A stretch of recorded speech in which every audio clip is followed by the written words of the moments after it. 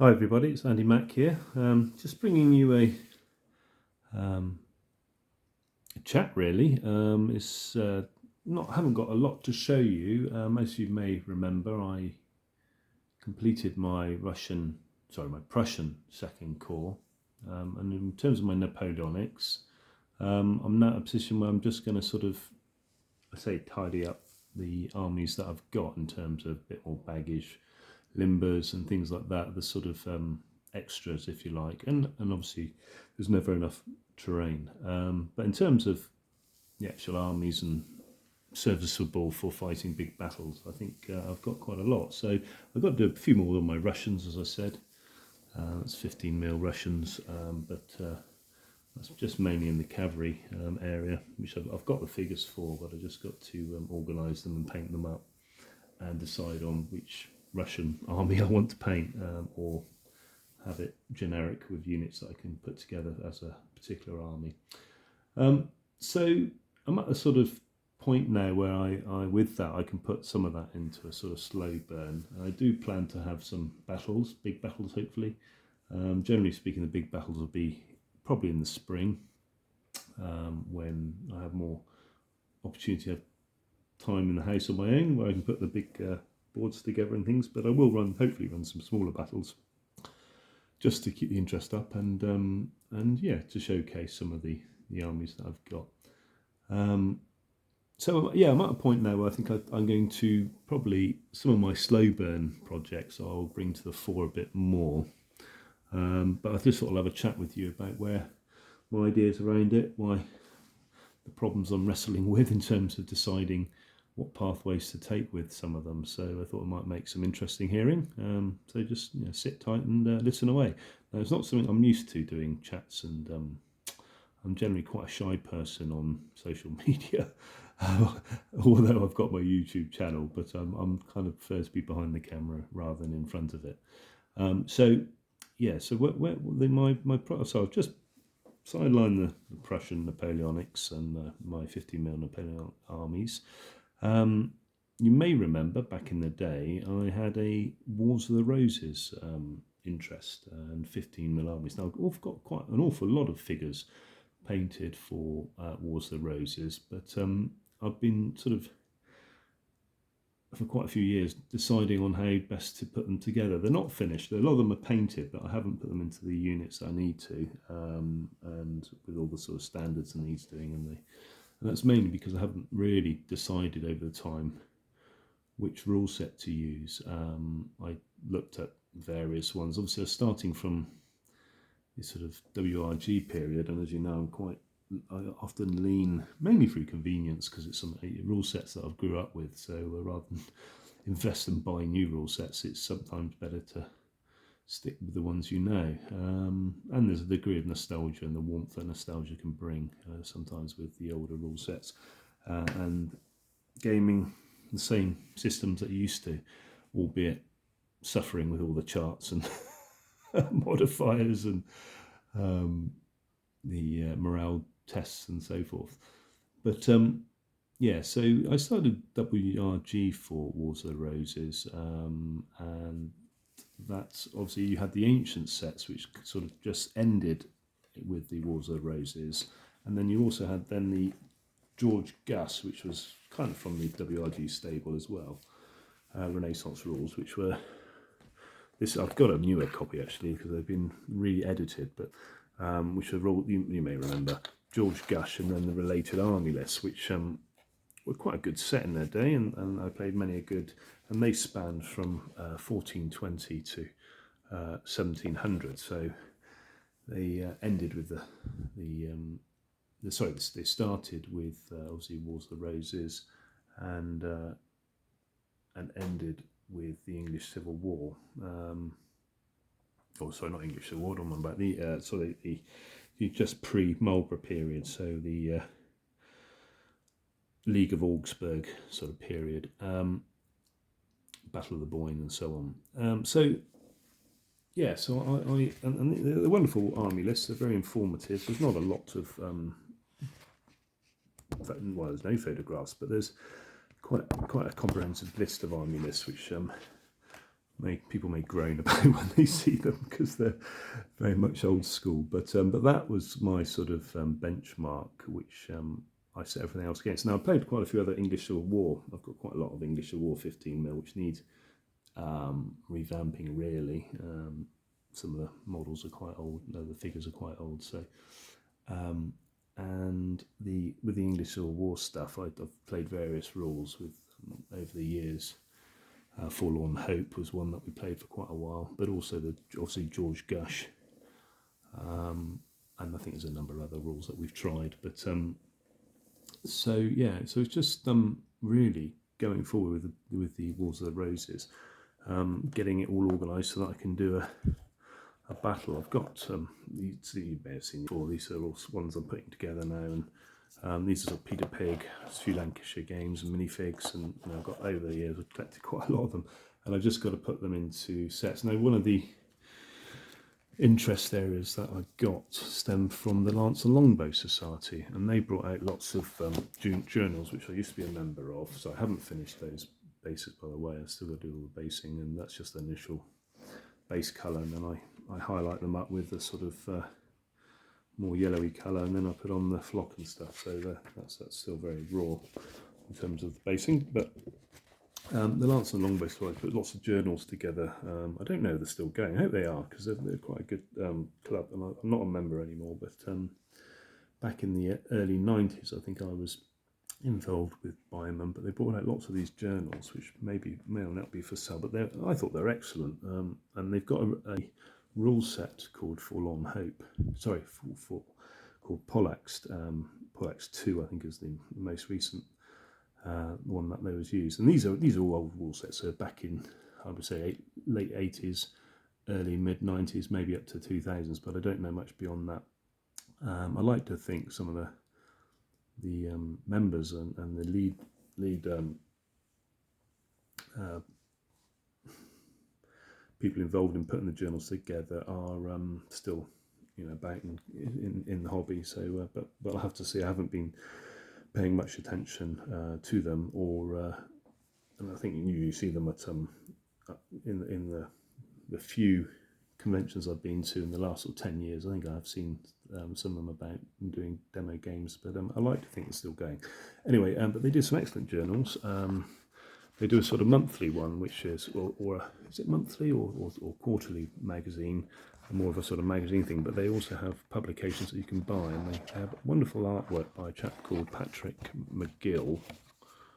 So it's the individuals concerned were Dave Lanchester, Martin Stevenson and Pat McGill. Artwork maps by Derek Stone. But it really is, they really are quite a good sets. Now the army lists are all put together for the battles, but it's for the Pollax, and they did do some conversion for the WRG, what was the rule sets? DBM conversions, but they haven't converted to other things. But what they do have, they've got these maps, and they are well researched. And I know for I think the Bosworth one is still the old battle site, but they have put alternatives or discussed alternatives in some of their publications for the Tewkesbury battle, because there's with the Battle of Tewkesbury they have the one here. This is the sort of traditional most popular Tewkesbury site. Which has the river as a flank to the Lancastrians. This is the river. Obviously, the river down here. But there is an alternative view, which isn't the most popular, I don't think, where the battle was fought more over here with Guts Hill Manor, which is this sort of farm place here, being in the middle of the battle or the deployment area. Why it's frowned upon is because obviously it's not mentioned much in the sources that they have of the battle. I think it's the arrival, or there's a few sort of fairly contemporary sources of what happened, but it's not a well sourced battle, so there's not a lot of contemporary sources for it, and its location, like all medieval battles, is always a bit problematic, and I don't think they've done a great deal of archaeological experimentation there Those of you who are from the UK may know that Tewkesbury obviously gets flooded very regularly, so maybe whether the seasonal flooding has a part to play in the not being able to sustain an archaeological dig, I don't know, but certainly Tewkesbury, you've got the Abbey here, so it's quite a good battle to do as a feature. I've got a few ideas how to do it if I were to do it. So either Tewkesbury, and I also initially I set out to do Towton, but I think it may be a bit dull, Towton. Obviously, it's the massed armies, which we probably can more or less muster. But in terms of it's just a slogging match, and then Norfolk arrives. I don't know. Whereas I think there's more features on the battlefield here at Tewkesbury. So you've got the Bloody Meadow area, which is a sort of Somerset's flank attempt. And then you've got the Bloody Meadow sort of terrain. You've got obviously cannon, which were quite new. There was some cannon in both armies apparently, and then you have the sort of the spears that were put in the area down here, which is a park. They call it the park, but and these apparently came up onto the flank of the Lancastrians. So it's they put their spears are put there by the Yorkists, which are obviously down here, and the Lancastrians up here. And A was Somerset, I think. B was, let me think, Wedlock, and C I think was Devon or somebody like that. Anyway, whereas down here you had, I think it was Edward, Hastings, and Richard, I believe. So anyway, this was the end of the first part of the Wars of Roses, where the Yorkists were victorious. So it's a good little battle, and it's got a number of nice features. So I may do that. So that's sort of something in the back burner. So yeah, I'll take them off and put them. You can see the old Game King map maker behind. I was looking at that, getting it all together recently, so it's quite fun. Yeah, there's another source book. There's two source books. One which covered the latter part of the war, which obviously Tewkesbury, and it also has up to Stakefield. And then you've got one here with the early part of the war. And as you see, there's excellent maps covering the various battles at St Albans. It's really lovely. These are called the Pollack's source book, Armies and Battles, Commanders of the Wars of Roses, and it's by the Lance and Longbow Society. I'll say I can't guarantee that these Lance and Longbow Society is still going as an organisation. I like to think they are, but I can't guarantee it. So I'll move it back to more. So yeah, that's my Wars of the Roses stuff. But obviously, there's lots of people doing Wars of Roses, so it's I do watch with interest, and obviously my interest in it does ebb and flow a bit at times. So we'll see how that develops. Also, I've been looking at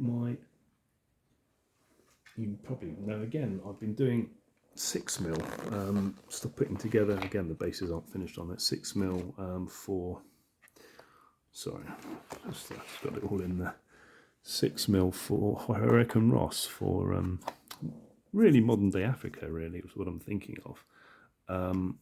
Sorry about my grubby hands, but obviously they're so small, and I don't know in terms of YouTube how that will fare in terms of making it interesting viewing. But I do quite like it because there's obviously because they are so small. I'm of the opinion that you can probably morph some of the armies into various different, whatever you want really. I haven't finished these. I've got to highlight them up, and as I say, but they're just coming together. But yeah, lots of Heroic and Ross, and I've got to put some of the people in the back of the vans and stuff, and just finish touching them up.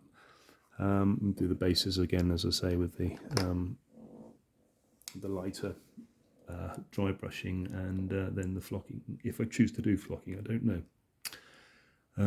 So, and I've also got some more terrain. One of the challenges I've got with the 6mm is the terrain. Obviously, the smaller you go, the more difficult it is, well, the more you may have to think about the terrain and how you're going to do it. I like the thought of it because it does give you scope to do quite big battle areas and so forth, and obviously different rule sets. So I'm thinking you should be able to play quite easily AK-47 Republic, but then there's also where is it now? It's underneath here. The quite popular rule set called Fistful of Toes 3, which is looks quite daunting when you see it because it's a great big book, but I actually think it could have been more concisely written, but it plays quite a nice game apparently, and I've looked and there's lots of very easy quick reference sheets which you can use at the back, which I'm told once you get a few read-throughs of the game you can just really play the game more or less with the quick reference sheet, so that's always a good sign. But it is quite a popular game, and there's other ones, Cold War Commander I've got, and I think there's a W. Phil Barker's War Game Rules 925, 950. But the idea is to do sort of use the AK-47 theme, and with obviously the Bush Wars. This is the Bush Wars supplement for Force on Force, which is an excellent series, and I've got books for that. Apart from, I don't think I've got the some of the Iraq supplements, but I've got the all the ones up to Vietnam, I think, is the and the Bush Wars, and some of the others as well. So I'm just sort of deciding what to do with 6mm, but it's the trees which I've got a lot of terrain ordered, so that should come through quite soon, buildings and so on, and that should be quite fun. I was quite inspired when I was young by the film Wild Geese, and then you've got the film Dogs of War. That's not the film, the book Dogs of War, which obviously about mercenary activity, and then you've got more recently the Simon Mann episodes with executive outcomes, and the obviously it's a topic sometimes that touches the nerve of a lot of people because of the apparent atrocities and so on, but and exploitation, all the themes that we hear about on the news. But I think it makes for quite an interesting war game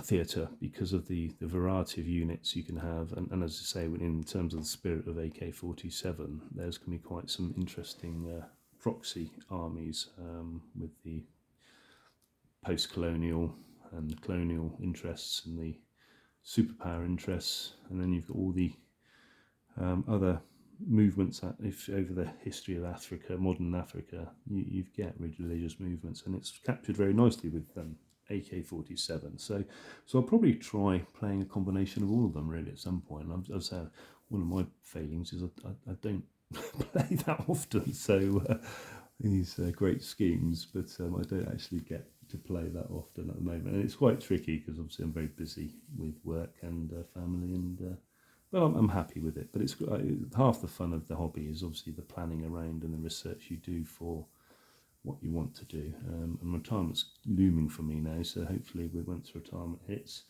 I'll be able to find some time to do things a bit more often.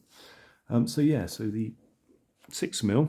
Now, this is where the next theme, backburning hobby area, is one of my dilemmas. And that's American Civil War. My dilemma is what scale? Now, as you know, in my Napoleonics, I'm a great believer in these periods, the kind of black powder periods. A lot of it, when you're talking about the bigger scenarios, were, in my view, dependent on movement. The battles that are faced off, you line up one side, I line the other side, I'm going to hammer it out. They're actually quite dull, but all the great battles or the great victories are usually as a result of some sort of movement or concealed attack, or one thing after another. And so you do need, if you're playing with bigger figures, then you need in my view, a bigger table to have a truly satisfactory game, unless you just want to hammer it out and who wins on dice throws. But in terms of tactics and things, I like to have a bit of opportunity to manoeuvre, which means larger playing surfaces. So my American Civil War, and I have been recently sorting through some of my American Civil War, and I haven't got that many, but what I have got is all in 15mm. It's a part of the what do you call it, the lead mountain of shame or whatever. So I've got sort of various American 15mm. I think the Old Glory, and I think there's another make, maybe Quick Reaction Force as well, which I've organised so it's ready to go if I do choose to do it. And the rules I would use probably would be Fire and Fury. But I'm just a little bit unsure, because obviously some of the quality of the 6mm figures nowadays are very good. Pendragon, is it? No, not Pendragon, they do the 10mm. The Bacchus ranges are quite comprehensive. And to get a real sort of true theatre, I think it'd be excellent to do it at an army level, and it also means that you can fight the battles on a smaller playing surface area. And obviously, I think it would be quite obviously watch some of the episodes of Little Wars and some of the other 6mm grand strategy, or certainly army level battles, and I'm quite keen on that idea. But the only fly in the ointment is the terrain, and how do I do the trees? I've seen different ways of doing it, and so and also I have what I use for my 15mm are decorating cloth. So I'm going to have to do some experimenting to see if that is also a suitable surface for 6mm, because obviously you'll probably have to zoom in a bit more with the cameras and so forth, and then you've got the not the twill, but the fabric itself. And if that shows through too much with the very small 6mm figures, it may take some of it away. And then you've got things like rows. And I think as we said to other people say, if you're doing 6mm, terrain is very important to make it an enjoyable viewing game. So yeah, I have to think on that. And all 15mm, obviously, Fire and Fury. I played lots of Fire and Fury games, but that has a ceiling, obviously, with the playing surface area. Whether it's 8x, I can play quite easily at 8x6, push 10x8 or 10x6, but obviously 15mm to play the bigger battles, you need quite a lot of areas of space. And as you know from Gettysburg and also some of the other great battles, a lot of the skill was making sure you concentrate your forces where they are needed most, or you attack with your forces at the point where the other opposition can't get their reserves in quick enough. So, and in my view of both, to a large extent, Napoleonic, but certainly the American Civil War, that is what you need. Now, I'm not really a skirmish gamer. I don't really. I enjoy it if I'm playing with others, but I think skirmish gaming at American Civil War level has got its limits for me. So then you're talking about perhaps 28mm. Again, I don't think I've got the space for playing that. And I have to say the storage of all the terrain and things would be problematic. So it's either 15 or 6, and I really can't make up my mind. I know Scud, I can't remember his title, but a lad who, I think he's from the US or Canada or US, I think he's US, he has got both, and he does a very comprehensive, I think Scudmeister or something like that, very comprehensive presentations for American Civil War. But I'd like to hear some people's views on which avenue to go. 15mm, obviously, I could recycle some of my terrain for my Napoleonics. So, but I obviously with the sort of timber-clad houses and little wooden churches and things like that. That's not things I've got, so I'd have to purchase new stuff for that. And obviously 6mm, the terrain would be probably considerably cheaper to a point, but it's the challenge for me is getting it looking good. So that it looks good on screen. So, and things like woods, how you do that in 6mm, and equally for my African, my sub-Saharan African 6mm stuff. Things like how do you do banana plants or palm trees and things like that to make them have that sort of jungly or savannah, what's the word they use? The sort of the plains of Africa look about them. So it's just getting that, and the smaller you go, obviously, you then it's hard. Some of the terrain is hard to portray, and it's not something I've got a lot of experience with, the smaller 6mm stuff in terms of terrain. So yeah, so that's that. That's American Civil War. So that's yeah, and I've got quite a interest in the American Civil War. Always have had. Sorry about the view there. Yeah, and I remember buying this many years ago, and I actually bought this with. I think it was a 6mm rule set. I used to be a member many years ago of Lincoln Barn Wargaming Club in Bristol, which is the southern part of England and the UK, and there was a chap there who was very into.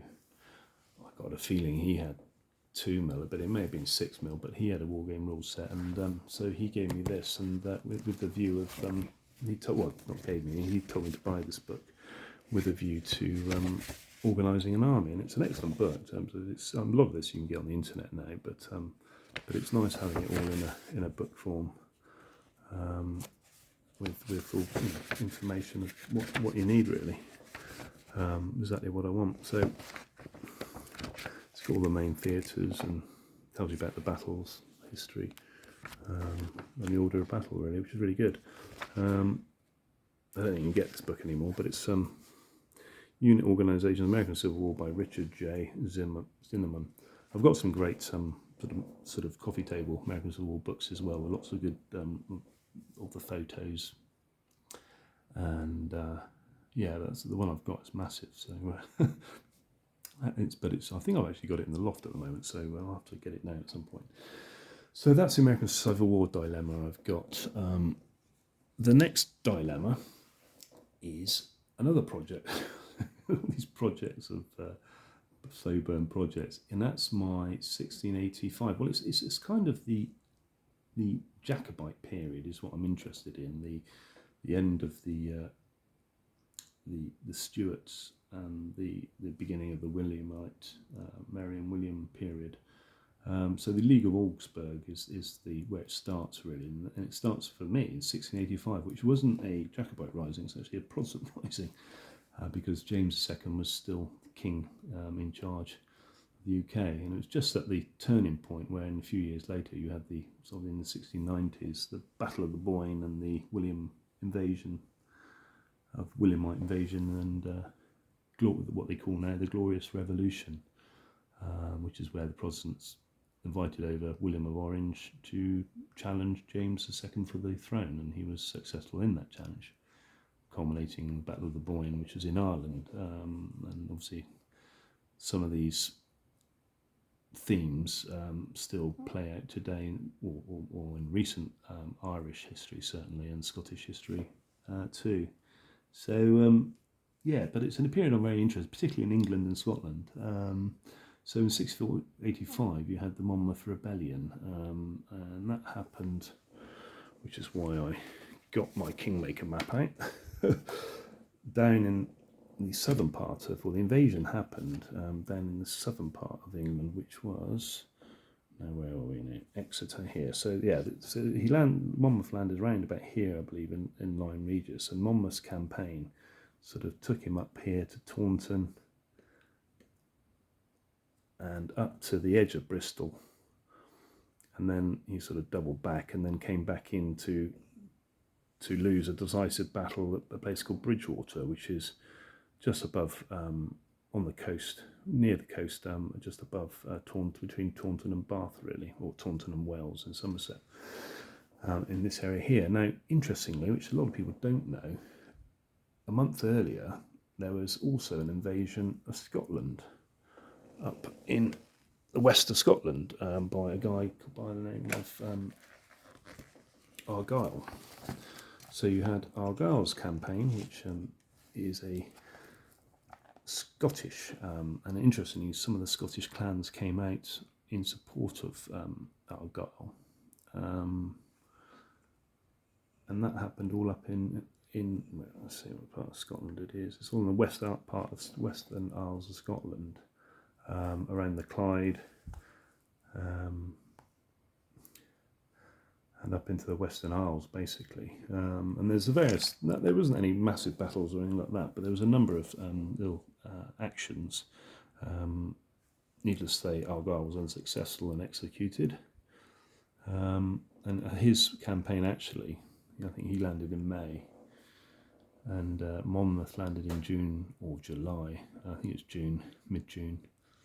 And by the time Monmouth had landed, Argyle had already been defeated and was up for execution. So that's and obviously Monmouth's campaign is, as I said, all up and around. This is Wales, there's Bristol there, so it's in this sort of area here of Britain, which is on the Kingmaker map. Kingmaker map's obviously medieval card game by Avalon Hill.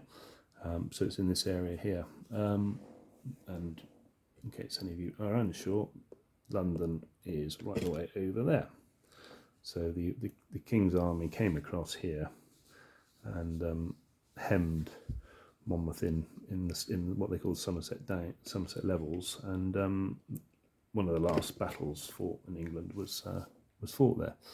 And interesting, Monmouth Churchill, one of the generals sent against Monmouth wasn't the senior officer in command. That was a chap by the name of Feversham. I think Earl of Feversham. I don't know what his actual name was, but I think he was a French person over in the English service.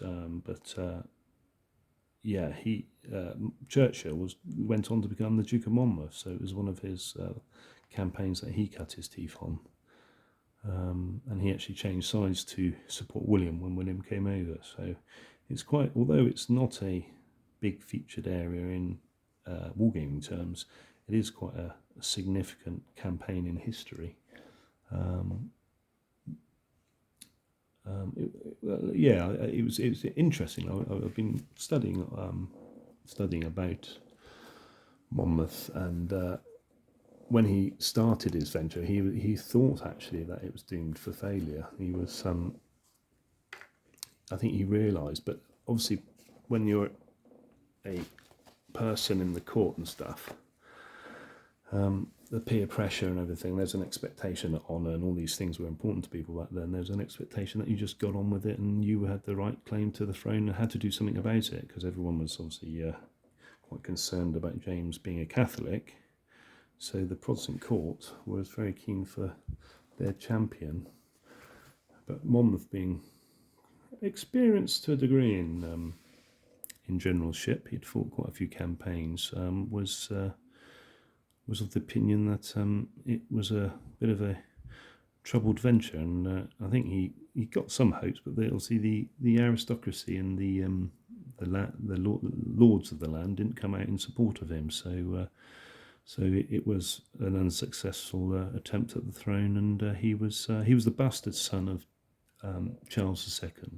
So James II's brother, he was the bastard son of. So it ended up with James II executing his nephew, which is obviously something that's it's hard to believe these days, really. So, and he was executed quite nastily. I think it took about 5 blows of the axe and then finished off with a knife or something. So can you imagine? So that's it. So that's this is the book, the wonderful book, I think, was very inspirational for me growing up, by the great late David Chandler, and it's called Sedgemoor 86-85, an account and anthology. But what's one of the good things about it is its maps and lovely sketches, atmospheric sketches of little cameos depicting. Sorry, let's find the. Let's see, James Duke of Monmouth. Cameos depicting scenes from cartoon, in the cartoon way. So you got obviously here. This is the sort of thing you get in the book. Little line drawings like that of this is Monmouth's rebels heading out across the levels. These are famous trees that are on the Somerset levels, which are what are they now? They're withies, and they are the escapes me now. But and they got wonderful maps in as well. This book.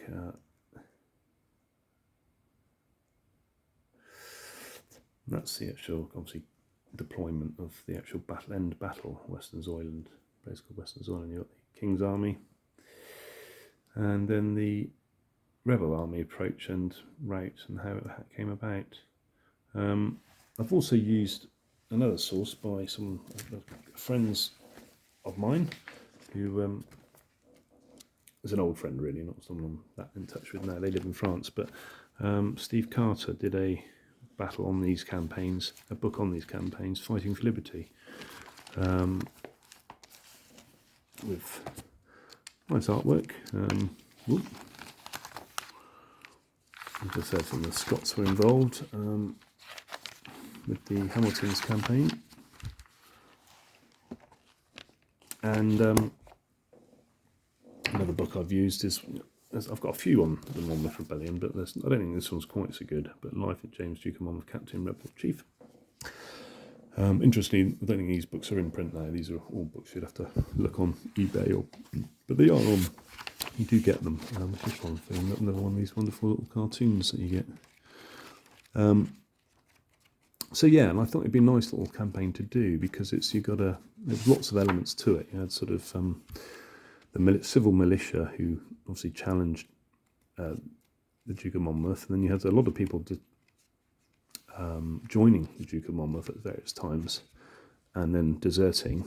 And you had some quite good training. The army that ended up fighting wasn't that bad. It was quite well trained, and it wasn't that bad. Their firefight was apparently quite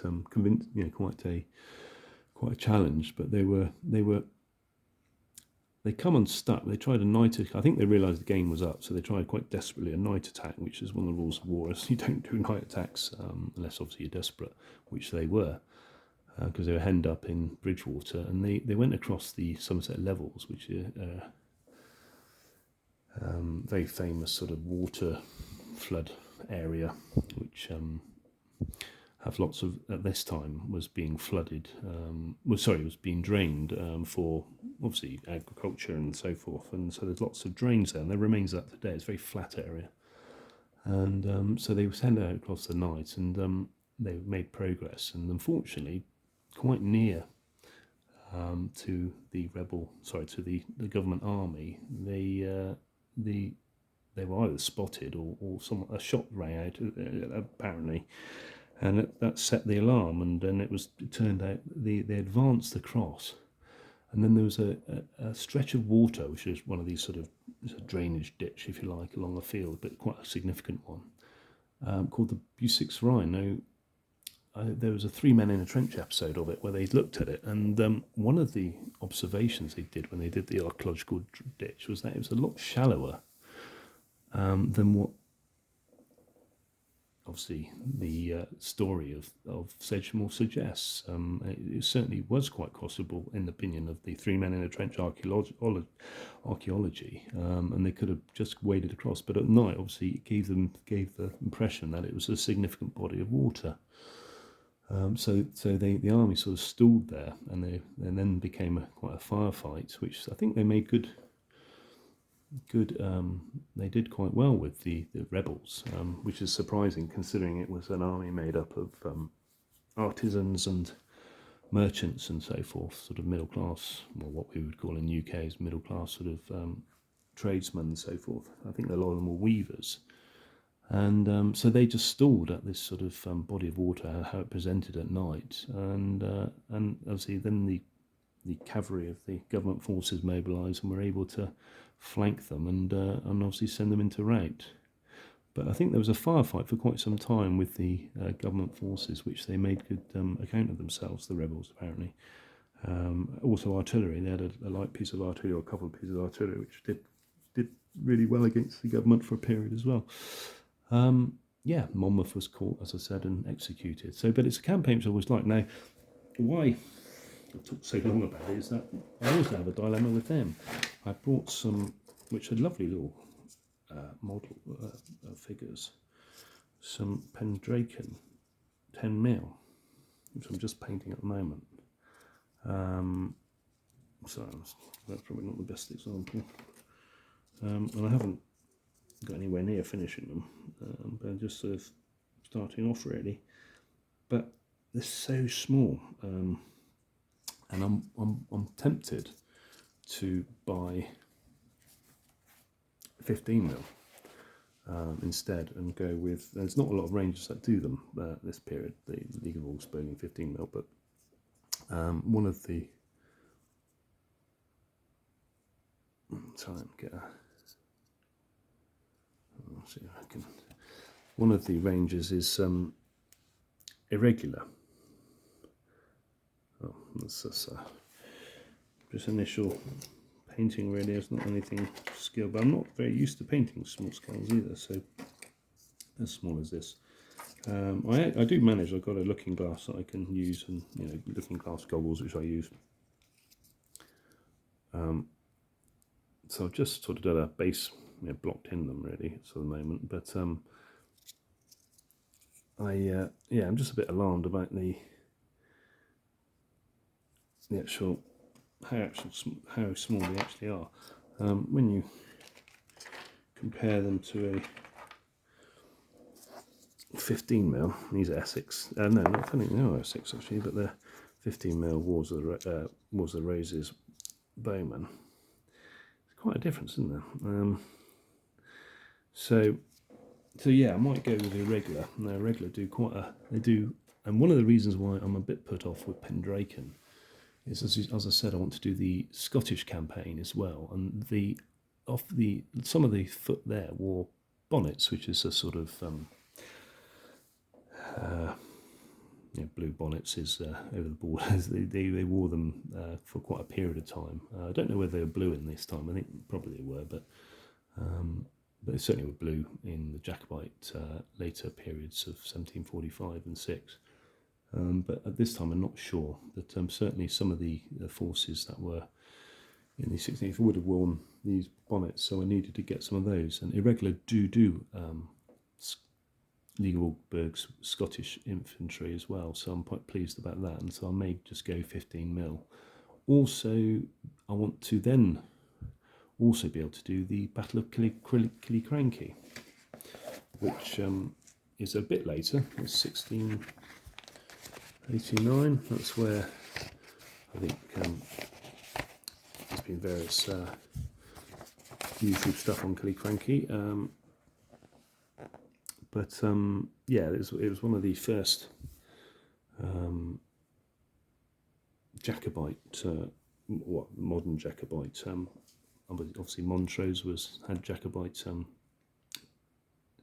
It's the first. No, Montrose had Scottish clansmen in his army, but this was the first real significant of the Jacobite period, of the James II period. Highland Charge, and Killiecrankie is a good army, and also the subsequent Battle of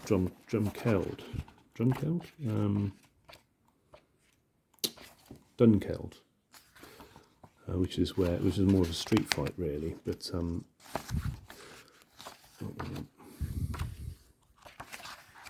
Dunkeld, it says it, yeah, which is a street fight where happened in Scotland. So I think I might do it in 15mm.